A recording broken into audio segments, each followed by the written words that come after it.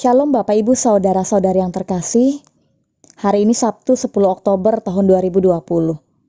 Sebagai dasar perenungan firman Tuhan yang akan kita dengarkan diambil dari Markus pasal 2 ayat 18 sampai 22 dengan perikop hal berpuasa. Mari kita berdoa terlebih dahulu. Terima kasih ya Tuhan Yesus, Engkau bangunkan kami pagi ini. Engkau menganugerahkan kami hari baru. Terima kasih Tuhan Yesus, Engkau sudah menjaga tidur kami atau istirahat malam kami.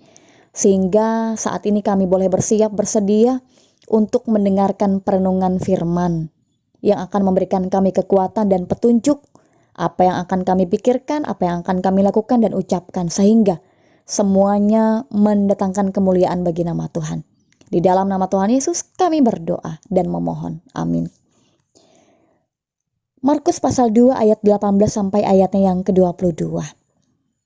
Bapak Ibu Saudara-saudari yang terkasih, hukum Taurat mewajibkan bangsa Israel untuk berpuasa. Itu dapat kita lihat ada ketetapan yang ditetapkan oleh hukum Taurat dalam Imamat pasal 16 ayatnya yang ke-29. Yaitu mereka berpuasa ditentukan 1 hari dalam setahun, yaitu pada bulan ke-7, hari yang ke-10, saat hari pendamaian. Seiring berjalannya waktu, rupanya para pemimpin agama mengatur waktu puasa melebihi hukum Taurat itu.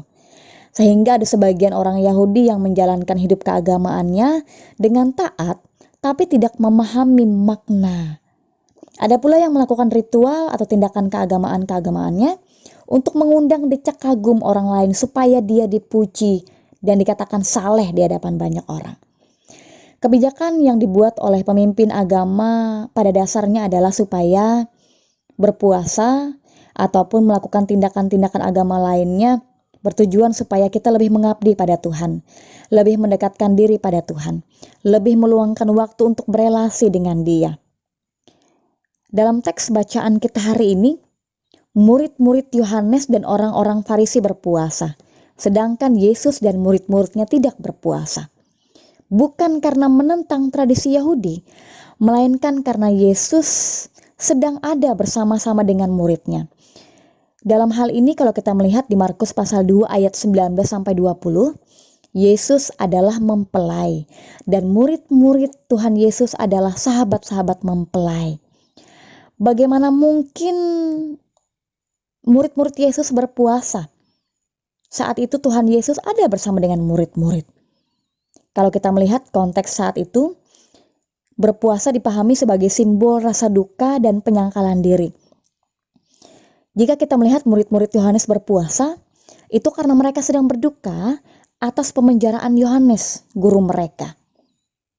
Sedangkan orang-orang Farisi berpuasa karena kewajiban agama semata. Jadi kalau kita melihat pada ayat sebelumnya, di ayatnya yang ke-18, saat orang-orang bertanya mengapa Yesus dan murid-muridnya tidak berpuasa, itu karena yang orang-orang Farisi lakukan dalam berpuasa dan yang mereka pikirkan saat itu adalah karena dijalani hanya sebatas kewajiban, tanpa melihat makna puasa itu sendiri. Makna puasa yang betul-betul harusnya dipahami dengan baik. Mari kita melihat pada ayat selanjutnya. Ada 2 perumpamaan tentang menambal baju lama dengan kain baru, dan perumpamaan mengenai meletakkan anggur baru pada kantong baru bukan pada kantong lama. Maksud perumpamaan ini adalah tidaklah tepat jika dosa yang telah kita lakukan ditutupi dengan tindakan-tindakan agama seperti berpuasa atau memberikan persembahan atau tindakan-tindakan keagamaan lainnya. Tuhan Yesus datang mengingatkan kepada orang-orang pada saat itu dan juga mengingatkan kepada kita di masa kini bahwa Tuhan Yesus mengajarkan untuk hidup dalam pertobatan, menjadi pribadi yang lebih baik dan memahami makna sejati dari sebuah tindakan keagamaan sebagai bentuk keterpautan pada Tuhan. Bukan sebatas sebuah kewajiban supaya dosa yang telah kita lakukan ditutupi atau ditebus dengan melakukan tindakan-tindakan keagamaan. Bapak Ibu Saudara-saudari yang terkasih, Mari kita memandang ajaran agama dan melakukan tindakan-tindakan keagamaan sebagai sebuah kebutuhan untuk bersekutu dengan Tuhan, dan bukan hanya sebagai sederet peraturan yang tidak mempunyai makna. Mari kita melakukan tindakan-tindakan keagamaan yang sampai saat ini kita lakukan. Kita lakukan itu dengan sukacita. Dan ingat bahwa kita ingin terus juga memaknainya. Melakukan tindakan keagamaan dengan sukacita, dengan ketaatan, dan juga memaknai setiap tindakan-tindakan keagamaan kita yang dengan taat kita lakukan. Bukan semata-mata melakukan tindakan keagamaan sebagai sederet peraturan yang tidak mempunyai makna.